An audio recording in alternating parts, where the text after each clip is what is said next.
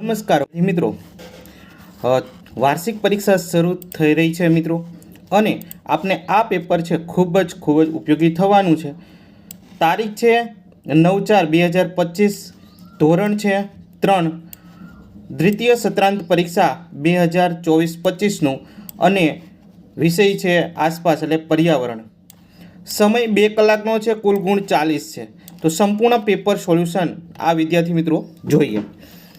તો જો તમારે પૂરેપૂરા માર્ગ જોતવા હોય તો પેપર સોલ્યુશન કરવું ખૂબ જરૂરી છે, અને જેથી કરીને મહત્તમ તમારા પ્રશ્નો પૂછાય અને વધારે માર્ક મળે. અગાઉ આપણે જે પેપર સોલ્યુશન મૂકેલા હતા તેની અંદર 50 થી 60% મિત્રો પૂછાયેલું છે. તો આશા રાખું છું તમને આ પેપર પણ ખૂબ ઉપયોગી થવાનું છે. જે ધોરણ 3માં વિદ્યાર્થી ભણે છે એને ઘણો લાભ થશે. પ્રશ્ન નંબર 1 છે કે નીચે આપેલા વિકલ્પમાં સાચો વિકલ્પ પસંદ કરી અને જવાબ લખવાનો છે. 8 ગુણ છે. પહેલું છે એની અંદર કે નીચેમાંથી કઈ વસ્તુ બનાવવા માટે માટીનો ઉપયોગ થાય છે. તો વિદ્યાર્થી મિત્રો, આપણે માટલી બનાવી હોય તો માટીનો ઉપયોગ થશે, એટલે ઓપ્શન સી તમારે અહીંયા લખવાનો છે. બીજો પ્રશ્ન છે નીચેનામાંથી કઈ વસ્તુ કાશ્મીરની નથી. તો ઓપ્શન બી ઇગ્લુ છે એ કાશ્મીરની નથી. નેક્સ્ટ ક્વેશ્ચન જોઈએ. ઈમેલ કરવા માટે ખાલી જગ્યા હોવું જરૂરી છે. તો કોઈને ઈમેલ એટલે ઇલેક્ટ્રોનિક મેલ કરવો હોય વિદ્યાર્થી મિત્રો, તો ઓપ્શન બી એટલે કે ઇન્ટરનેટ હોવું જરૂરી છે. ત્યારબાદ ચોથો પ્રશ્ન છે કઈ રમત રમવા મેદાનની જરૂર પડે. તો વિદ્યાર્થી મિત્રો, મેદાનની જરૂર પડતી નથી. કઈ રમત રમવા મેદાનની જરૂર ન પડે. ફૂટબોલ, બેડમિન્ટન, લૂડો કે કબડ્ડી. તેમાં જવાબ આવશે લૂડો, કારણ કે એ ઘરમાં બેસીને રમી શકાય તેવી રમત છે. તો ઓપ્શન સી અહીંયા જવાબ આવશે. નેક્સ્ટ ક્વેશ્ચન છે પક્ષીઓને દાણા નાખવામાં આવે તે ટોડલાને શું કહે છે. તો પક્ષીઓ જે દાણા ચણે છે તે ટોડલાને આપણે ચબૂતરો કહીએ છીએ. ઓપ્શન ડી ચબૂતરો. છઠ્ઠો પ્રશ્ન છે કેટલા રમતમાં કઈ આવડતનો વિકાસ થાય છે. તો વિદ્યાર્થી મિત્રો, તેમાં જૂથમાં જોડાવાની રમતનો વિકાસ થાય છે. નેક્સ્ટ છે કે નીચેનામાંથી કોને પાણીની જરૂર પડતી નથી. એટલે કે પાણીની જરૂર ન પડે. તો છોડને પણ પાણીની જરૂર પડે, પ્રાણીને જરૂર પડે, પણ પથ્થરને પાણીની જરૂર ના પડે, પંખીને પણ પડે. તો ઓપ્શન સી આપણો જવાબ રહેવાનો છે. 8મો કે સુતરાઉ કાપડ ખાલી જગ્યામાંથી બને. તો સુતરાઉ કાપડ છે એ કપાસમાંથી બને છે. નેક્સ્ટ ક્વેશ્ચન પ્રશ્ન નંબર 2 છે બંધ બેસતા જોડકા જોડવાના છે અહીંયા. તો કયા જોડકા છે જોઈએ. કે હવા છે તો એ શ્વાસ લેવા માટે જરૂરી છે. તો અહીંયા ઓપ્શન નંબર બી સાથે જોડાશે. જમીન છે તે બધા સજીવોનું રહેઠાણ તેના ઉપર હોય છે. એટલે ઓપ્શન સી ની સાથે જમીનને જોડીશું. સૂર્ય તે ઉર્જાનો મુખ્ય સ્ત્રોત છે, એટલા માટે ઉર્જાનો સૌથી મોટો ભંડાર છે. તો એ સાથે જોડીશું. અને ચોથું છે વૃક્ષો. તો વૃક્ષો છે એ આપણને ખોરાક પૂરો પાડે છે, એટલે ચોથાની સામે ચોથું એટલે કે ડી છે જવાબ આવશે. નેક્સ્ટ જોઈએ. નીચેના પ્રશ્ન નંબર 2 છે કે બ છે નીચે આપેલા વિધાનો સાચા વિધાન સામે ખરાની અને ખોટા વિધાન સામે ચોકડીની નિશાની કરવાની છે. તો કોઠીબું એક ફળ છે. તો આ વિધાન બિલકુલ સાચું છે, તો આપણે સાચાની નિશાની કરીશું. ઘણી પોસ્ટ ઓફિસ પાસે લાલ રંગની કે લીલા રંગની 2 ટપાલ પેટીઓ હોય છે. તો લાલ રંગની હોય છે, વાત સાચી છે. દરિયાનું પાણી પીવા માટે યોગ્ય છે. ના, દરિયાનું પાણી એ પીવા યોગ્ય હોતું નથી, એટલે વિધાન ખોટું પડશે. ઓઢણીને પાઘડીની જેમ પણ પહેરી શકાય. આ વિધાન સાચું છે. ચલો નેક્સ્ટ જોઈએ. પ્રશ્ન નંબર 3 છે વર્ગીકરણ કરવાનું રહેશે. ગુણ છે 2. કૌંસમાં આપેલી વસ્તુઓના વનસ્પતિજન્ય કે અને પ્રાણીજન્યનું વર્ગીકરણ કરવાનું છે, જેમાં તમને પાલક, ઈંડા, દૂધ, માછલી, લીંબુ, કેળા, ચોખા, મરચાં આપેલા છે. તો વનસ્પતિજન્ય વસ્તુઓમાં કઈનો સમાવેશ થશે. તો વિદ્યાર્થી મિત્રો, વનસ્પતિજન્યમાં પાલક, લીંબુ, કેળા, ચોખા અને મરચાંનો સમાવેશ થશે.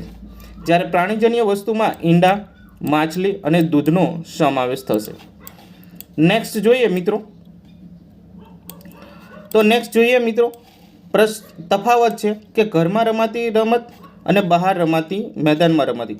તો જે રમત ઘરમાં રમી શકાય તેને ઘરમાં રમતો રમી શકાય તેવી રમતોને ઘરમાં રમાડી શકાય એટલે કે રમી શકાય છે, જેમ કે ચેસ, કેરમ, સાપસીડી, ટેબલ ટેનિસ વગેરે. જ્યારે ઘરની બહાર રમાતી રમતો જેમાં જગ્યાની જરૂર પડતી હોય છે તે રમતો ઘરની બહાર રમી શકાય છે. બરાબર, તો આ તમારે યાદ રાખવાનું છે. જેમાં જગ્યાની જરૂર પડે છે, મેદાનની જરૂર પડે છે તે ઘરની બહાર રમાય છે. જેમાં મેદાનની જરૂર પડતી નથી તે બધી રમતો ઘરમાં રમાય છે.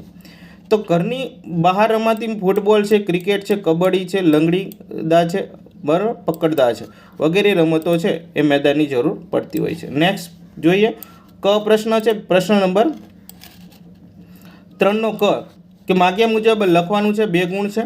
પહેલું કે 4 નામ આપો, જેમાં 2 ગુણ છે 4ના.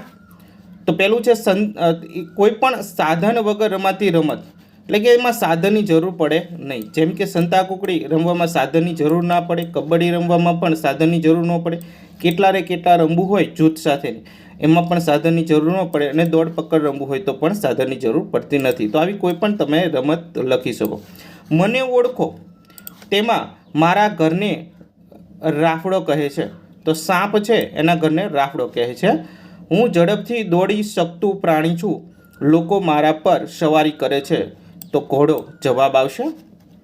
નેક્સ્ટ જોઈએ, પ્રશ્ન 4 ખાલી જગ્યા પૂરો. 4 ગુણ છે. ખડ વાઢવા માટે કાગડાએ ખાલી જગ્યાનો ઉપયોગ કર્યો. તો જવાબ આવશે દાતરડું. શું જવાબ લખીશું મિત્રો? દાતરડું. ઓકે, તો પહેલામાં દાતરડું. બીજું છે કે પોસ્ટ ઓફિસનું સંચાલન કરનાર વ્યક્તિને પોસ્ટ માસ્ટર કહે છે. ત્રીજું છે આ નિશાની છે, બરાબર, ઘર જેવી નિશાની, આ સંકેત નકશામાં ઘર દર્શાવે છે. ઊનની કાપડ માટેનું ઊન એક ઘેટા આપે છે. તો આ 4 ખાલી જગ્યાના જવાબ થયા. નેક્સ્ટ જોઈએ, પ્રશ્ન નંબર 2.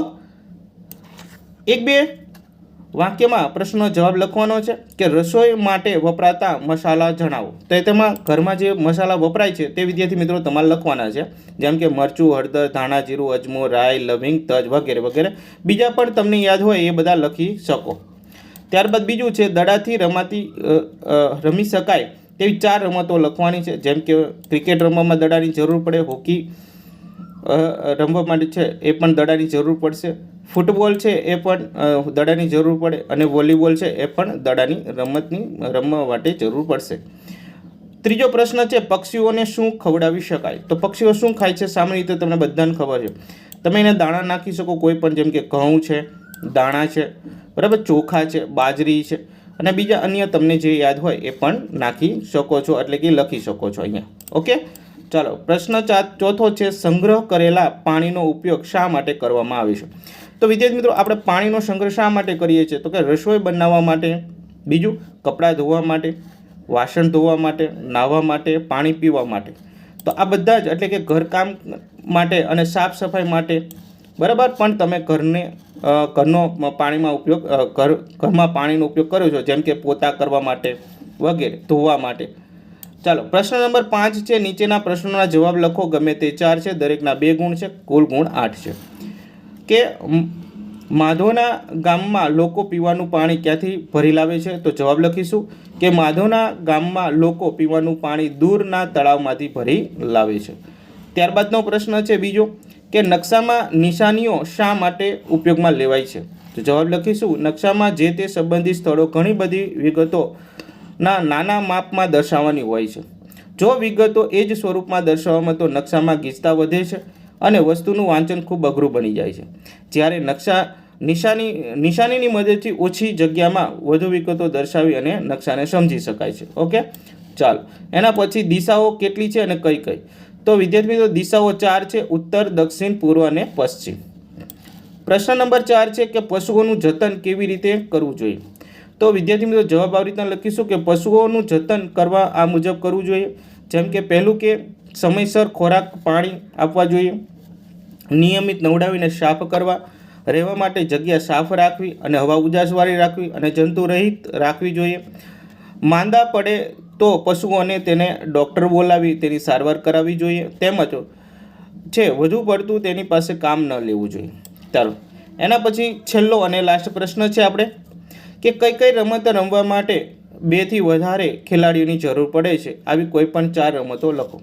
જેમ કે હોકી, ફૂટબોલ, લંગડી, પકડદાવ, સંતાકૂકડી, ક્રિકેટ, વોલીબોલ જેવી રમતો રમવા 2થી વધારે ખેલાડીઓની જરૂર પડે છે.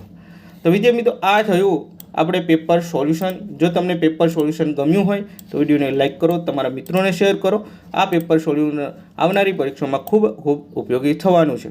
ફરી મળીશું બીજા વિડીયો સાથે.